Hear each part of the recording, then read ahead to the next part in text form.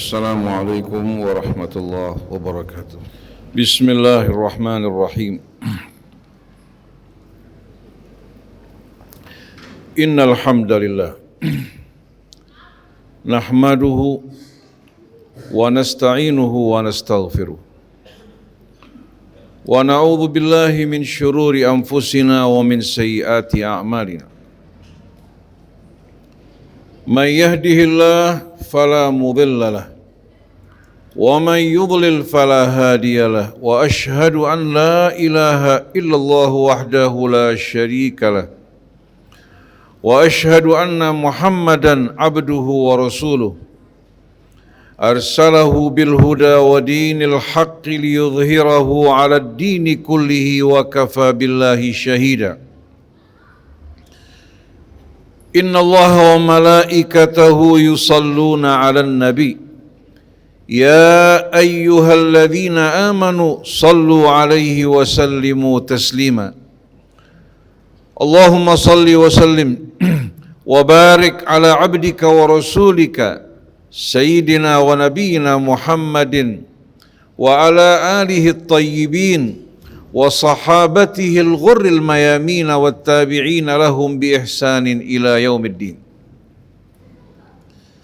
Amma ba'du fa ya ibadallah usikum wa nafsi bi taqwallahi wa ta'atihi la'allakum tuflihun. Yaqulu Allah tabaraka wa ta'ala fi muhkami tanzilih ya ayyuhalladzina amanu ittaqullaha wa aminu bi rasulih yu'tikum kiflaini min rahmatih wa yaj'al lakum nuran tamshuna bihi wa yaghfir lakum wallahu ghafurur rahim.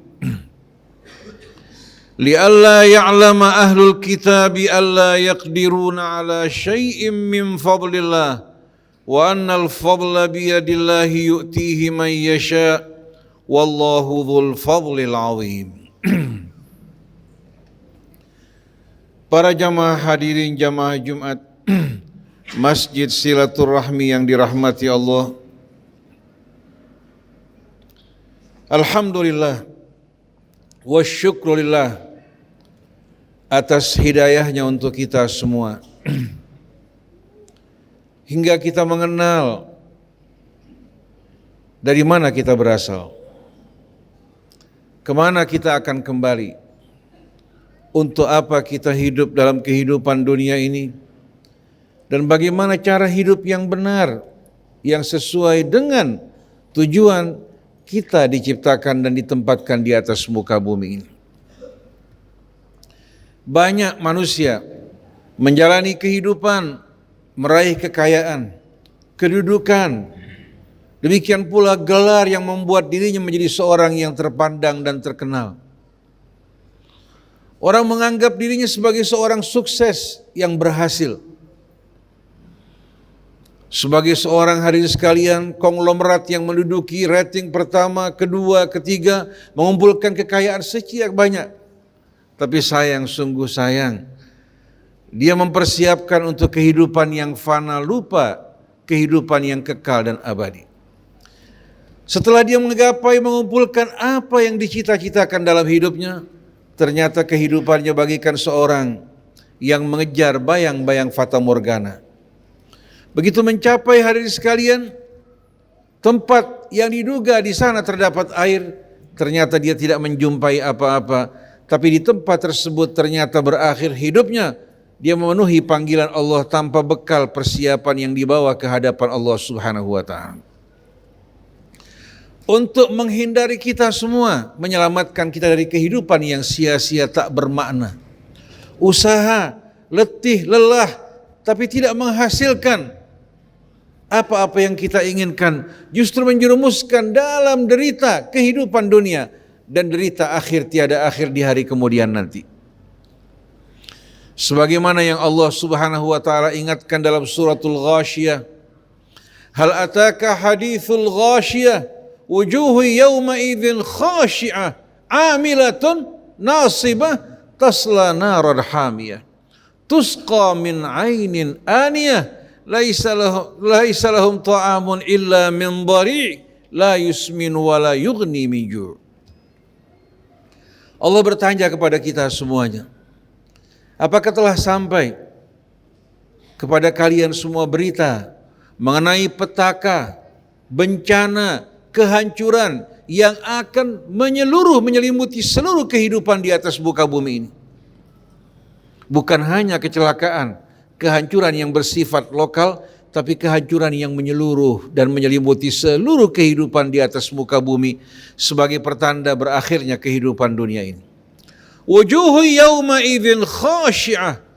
Pada saat tersebut, pada hari tersebut, manusia-manusia yang tadinya membanggakan diri mereka, manusia yang mabuk dan lupa oleh kehidupan dunia ini, wajah mereka tertunduk penuh rasa takut. Mereka merasakan betul-betul usaha mereka sia-sia, tidak membawa hasil seperti yang mereka harapkan, justru kebalikannya. Amilatun nasibah, mereka bekerja siang dan malam, bersusah payah, tapi pada akhirnya tasla naron hamiyah, dia harus masuk ke dalam api neraka yang menyala-nyala, yang panasnya tak terhingga. Setiap kali kulit tubuh mereka hancur akan digantikan dengan kulit yang baru, membuat mereka merasakan derita tiada akhir. Tasla naron hamiyah tusqa min ainin aniyah. Di saat mereka haus, yang mereka jumpai pada saat tersebut adalah air yang mendidih. Dan mereka tak menjumpai makanan kecuali pohon zakum yang penuh dengan duri, yang akan mencabuk-cabuk, yang akan mencabik-cabik seluruh hadirin sekalian apa yang terdapat dalam perut mereka. Ini merupakan nasib bagi mereka-mereka yang bekerja bersusah payah siang dan malam, menjadikan dunia sebagai tujuan hidup mereka. Akhirnya akhir yang mereka dapatkan, akhir yang benar-benar mengenaskan, menyedihkan, menakutkan, dan tidak ada harapan di sana sedikit pun. Oleh karena itu, Allah Subhanahu wa ta'ala mengingatkan kita solusi, jalan keluar yang akan menerangi hidup kita, yang akan melimpahkan rahmat atas kita semua, yang akan mengampuni dosa-dosa kita, membuat kita hidup dalam kehidupan dunia dalam suasana yang aman, nyaman, damai. Tidak terdapat keserakahan dalam diri kita, kedengkian, permusuhan, kerakusan yang membuat manusia kehilangan ketenangan hidupnya. Tapi apa yang Allah tunjukkan akan membuat hidup mereka bermakna, akan membuat hidup mereka betul-betul dalam suasana sakinah, penuh kecintaan di antara mereka. Harta, kedudukan yang di tangan mereka, mereka tidak akan salah gunakan, tapi mereka gunakan untuk mempersiapkan bekal mereka di hari kemudian nanti. Allah berfirman, ya ayyuhalladzina amanuttaqullah wa aminu birasulih. Wahai orang-orang yang beriman, bertakwalah kalian kepada Allah Subhanahu wa ta'ala. Hendaklah Allah selalu dalam hati kita semua. Pada setiap yang kita ucapkan, perbuatan yang kita lakukan, keputusan yang kita ambil, baik berkaitan dengan diri kita, keluarga kita, sikap kita bersama masyarakat kita, semua betul-betul diawasi oleh ketakwaan kita kepada Allah Subhanahu wa ta'ala. Wa aminu bi rasulih, dan berimanlah kalian kepada Rasulnya yang diutus oleh Allah dengan membawa misi dan risalah dengan tujuan untuk menerangi hidup kita dan menyelamatkan kita semua. Wa aminu bi rasulih yu'tikum kiflaini mir rahmatih. Allah akan menganugerahkan bagi kalian rahmat yang berlipat-lipat ganda. Bukan hanya ketenangan, kedamaian, keselamatan, kebahagiaan dalam kehidupan dunia, teriring dengan keselamatan dunianya, dalam kehidupan rumah tangga kita, masyarakat kita, Allah Subhanahu wa ta'ala akan anugerahkan rahmatnya yang berlipat dan sempurna di hari kemudian nanti. Yu'tikum kiflaini min rahmatih wa yaj'al lakum nuran tamshuna bih, dan Allah menganugerahkan bagi kalian cahaya yang akan menerangi perjalanan hidup kalian. Kalian tidak lagi meraba-raba, tidak lagi membabi buta, tidak berada dalam kebingungan, keresahan, tapi kalian mengenai jalan kalian dengan cahaya dan penerangan yang Allah Subhanahu wa ta'ala pancarkan bagi kalian, dikarenakan ketakwaan dan keimanan kalian kepada Allah dan Rasul-Nya. Wa yaghfir lakum, Di samping hadirin sekalian, rahmat yang Allah anugerahkan, cahaya yang menerangi hidup kita, Allah janjikan dengan janji yang lain, wa yaghfir lakum, Allah akan ampuni seluruh dosa-dosa kalian. Wallahu ghafurur rahim, sungguh Allah Maha Pengampun lagi Maha Penyayang. Lalu sebagai penutup dari ayat ini hadirin sekalian, yang merupakan ayat terakhir dari suratul Hadid, Allah lanjutkan, li'alla ya'lama ahlul kitabi alla yaqdiruna ala syai'im min fadlillah wa annal fadla biyadillah yu'tihi man yasha wallahu dzul fadlil azim. Ketetapan ini datang dari Allah bagi siapapun, golongan manapun, suku manapun, bangsa manapun. Allah Subhanahu wa taala akan memperlakukan mereka dengan penuh keadilan. Agar para ahli kitab, agar para ulama, mereka-mereka yang diberikan ilmu tidak beranggapan bahwasannya karunia Allah berada dalam genggaman mereka. Mereka tentukan, mereka berikan kepada siapa yang mereka kehendaki. Ini merupakan pemahaman yang salah. Barang siapa yang ingin mendapatkan karunia Allah, rahmatnya, keutamaannya, ikuti bimbingan dan petunjuk Allah Subhanahu wa taala. Tidak seorang pun yang memegang pintu rahmat Allah maupun kunci syurganya. Tidak ada seorang pun yang berkuasa atas karunia Allah. Li'alla ya'lama ahlul kitabi alla yaqdiruna ala syai'im min fadlillah wa annal fadla biyadillah yu'tihi man yasha. Sesungguhnya seluruh karunia, keutamaan berada di tangan Allah. Allah akan berikan bagi siapa yang dikehendaki, dan kehendak Allah bukan kehendak seperti kehendak manusia yang dipengaruhi oleh hawa nafsu, tapi kehendak Allah dituangkan dalam sunnah-sunnah dan hukum-hukumnya yang jelas bagi kita semua. Siapa yang berbuat kebaikan, dia akan menerima balasan yang lebih baik. Yang berbuat buruk akan menerima balasan yang setimpal. Yang mengikuti petunjuk Allah, yang mengikuti petunjuk Rasulnya, Allah akan antarkan mereka menuju keselamatan dan kebahagiaan dunia maupun akhirat. Mereka orang-orang yang paling berbahagia dalam hidup ini, karena mereka merasakan betul-betul arti dari kehidupan yang sebenarnya. Mereka mengenal tujuannya, bukan dunia, seperti yang dikejar oleh mereka-mereka yang mabuk dan lupa, bagaikan kehidupan anjing yang memburu dan mengejar tulang. Tapi sayang, sungguh sayang, banyak dari manusia terpedaya tertipu oleh kehidupan dunia. Disebabkan kepingan-kepingan dunia mereka berkelahi, bermusuh-musuhan, disebabkan nama, disebabkan fanatisme terhadap kelompok dan golongan, mereka dibutakan oleh syaitan. Maka sebagai penutup dari khutbah ini Allah berfirman, ya ayyuhalladzina amanu la tulhikum amwalukum wala auladukum an dzikrillah. Wahai orang-orang yang beriman, panggilan yang begitu hangat dan mesra dari Allah untuk hamba-hambanya yang beriman. Jangan kalian dilupakan, dilalaikan oleh harta benda kalian, kesibukan kalian dalam mengumpulkan harta. Begitu pula oleh anak-anak yang kalian cintai untuk mengingat Allah Subhanahu wa ta'ala.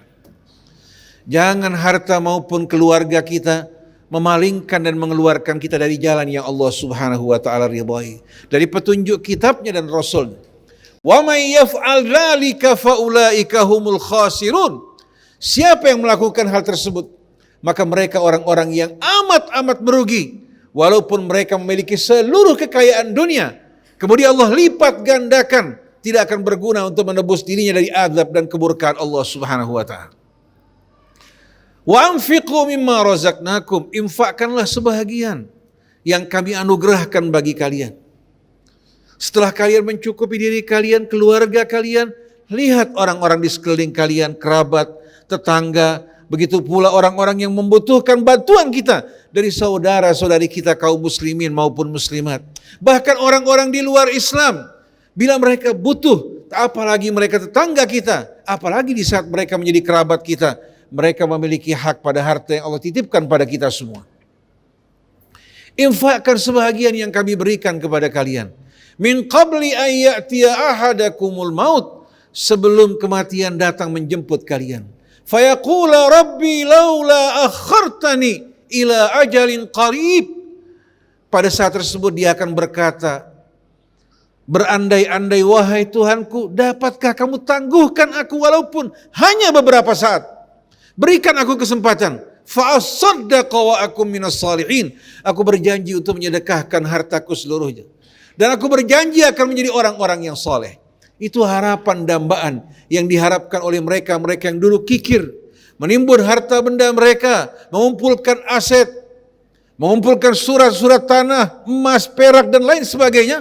Begitu datang detik-detik sakaratul maut, baru mereka menyadari semua yang mereka lakukan kebanyakannya sia-sia. Mereka berharap agar diberikan kesempatan walaupun beberapa saat untuk menginfakkan seluruh harta mereka.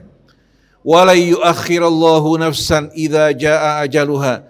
Tapi Allah tak akan menangguhkan seseorang bila tiba saat ajalnya.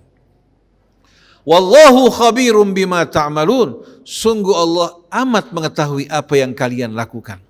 Seandainya orang ini diberikan kesempatan dipanjangkan umurnya, Allah katakan walau ruddu la'adu limanuhu anhu wa innahum lakadzibun. Kalau seandainya mereka dikembalikan, diberikan kesempatan dalam kehidupan dunia kembali, mereka akan kembali kepada kebiasaan mereka sebelumnya. Kenapa hadirin sekalian? Karena kesadaran mereka pada saat mereka terancam dan terdesak. Di saat mereka kembali aman, mereka akan lupa kepada Allah. Sebagai ilustrasi kenyataan yang kita hadapi. Ada seorang kaya raya berusaha memiliki sekian banyak hutang kepada teman-temannya. Tapi berat untuk membayar hutang. Karena takut asetnya berkurang. Tahu-tahu datang sakit parah pada orang tersebut.